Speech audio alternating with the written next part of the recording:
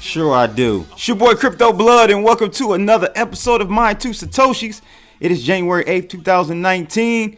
Let me give a shout out to my man, Sarge Crypto, for that song request. You Don't Know off that Blueprint album, another classic Jay-Z joint right here. Thank you for that song request. Yes, this is definitely one of my top favorite songs of all time. But what's good, people? Hope you guys are doing well today. Welcome again to another episode. And today we are going to be looking at an article out of Decrypt Media. Looks like they had the Winklevoss twins had an live Reddit AMA. The crypto community kind of came down on them for good reason, in my opinion.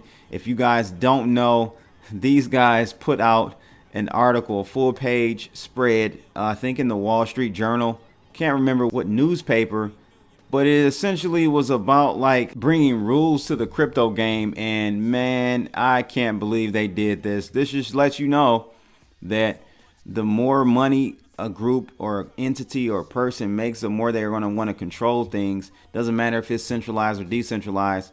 The natural state or natural behavior of a person is to want to control more resources, more laws, everything, right? So, we have to really be careful with how we allow cryptocurrencies, Bitcoin, and all the altcoins and all of these projects. Have to be careful on how we allow it to grow as a community. I mean, this ad is something like crypto needs rules, I think it said. And so, we're going to take a look at this article that Decrypt Media wrote about the live Reddit AMA they did. Also, I want to go over some new stats out of Tron, the Tron blockchain. They have over 100 Dapps already active, and they expect to have over 1,000 ready by the end of 2019. And, no blockchain is perfect, but I like and I'm intrigued by blockchains that are making progress, and I think Tron is one of them. Though they are having some issues with how I don't know if they call them block producers or whatever you call their the individuals that help produce blocks. There are some issues there on how their governance system is going about. But again, all these blockchains are going to have issues. But I think Tron is attractive. I like even EOS more. We'll take a look at the 100 Dapps that they have online right now. Unlike Cardano, you guys got to reassess how you look at projects in 2019, because you could get away with saying we're going to be this, we're going to be that in 2018. But in 2019, you cannot say we're going to do this, we're going to do that. No, you got to actually bring results. And that's what I'm seeing with Tron already this year. So we'll take a look at that. But first, get over to cryptoblood.io, and it's still time to sign up for that BitMEX trading algo, long and short, $366 for 3 months. You can get a discount if you go 6 months or 12 months.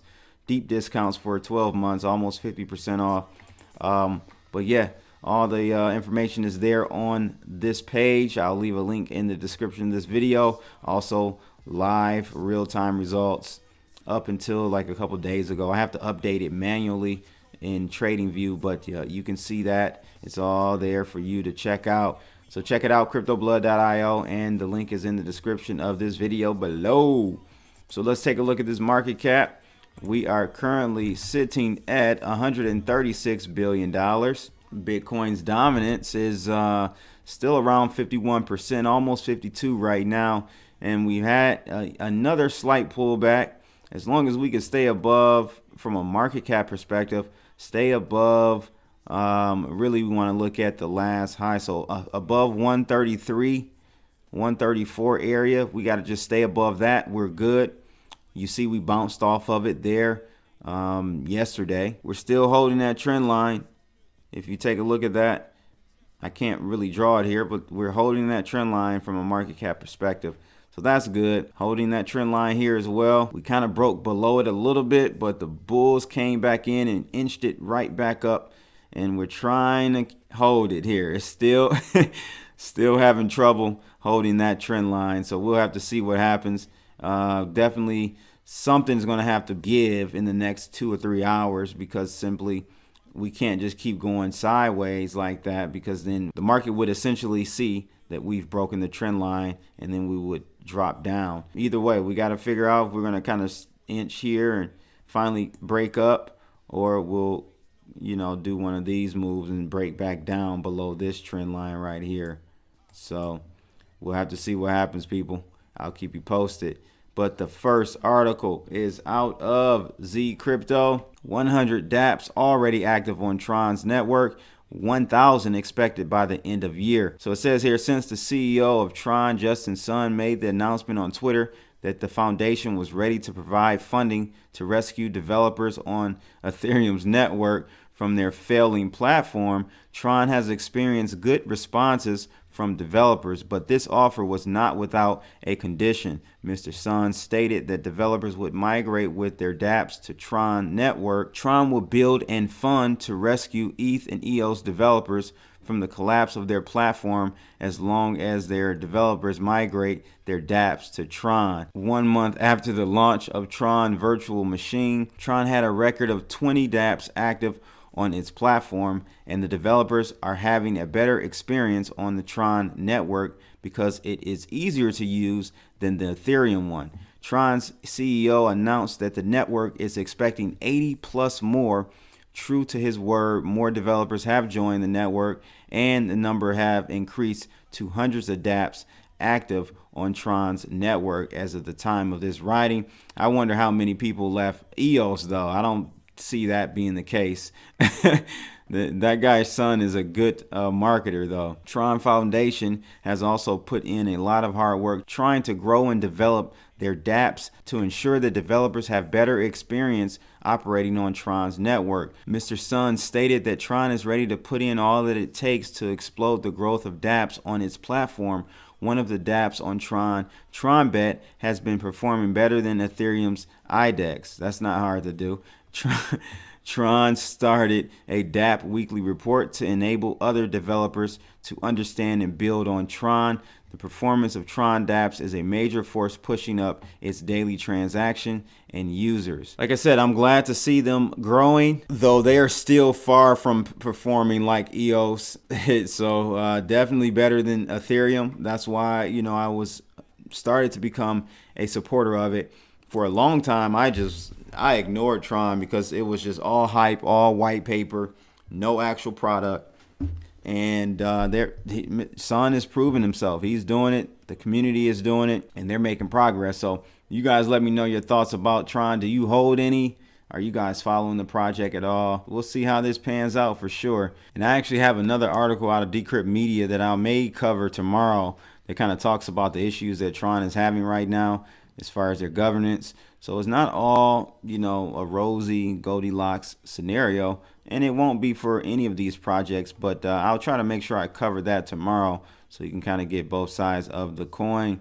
The other articles out of Decrypt Media, Winklevoss twins evade difficult questions in Reddit AMA. So it says here, Facebook inventors Cameron and Tyler Winklevoss, also the founders of crypto exchange Gemini, took to Reddit for an Ask Me Anything session. Bitcoin is better at being gold than gold, they said. We are committed to regulation, and we will at some point implement SegWit into our Bitcoin wallets. Paraphrasing here. As always, with these things, it's more telling which questions they didn't answer. Here are our favorites. So this one person says, why do you charge 2 times higher fees when purchasing crypto in your mobile app than you do when you make the same purchase from a web browser? Same purchase, 2 different fee structures, same platform. Of course, that was never answered. Another person says, why should we use Gemini when Coinbase Pro has cheaper fees? Of course, not answered. Another person says, do you support the open source movement of Bitcoin and crypto enough to contribute to pay developers to work on those open source projects that benefit Gemini? And the article says the silence that spoke the most volume was, have you ever pretended to beat each other to bang the other's chick? Oh man, that's funny. The one light criticism that the Winklevoss twins, who recently plastered an ad around New York calling for rules within crypto, did address was on the downfalls of regulation. They're plumping a little thing called marketplace surveillance, which to one Redditor sounded Orwellian. It does. Per Cameron Winklevoss, I know it sounds worse than it is. LOL, the term suffers from a branding issue, but it's not Big Brother. Marketplace surveillance is commonplace in equities and derivatives markets. So we aren't reinventing the wheel, just bringing best practices into crypto. So there you have it, man. I got another article really quickly I want to show you out of Breaker that talks about this here crypto needs rules campaign that Gemini is doing.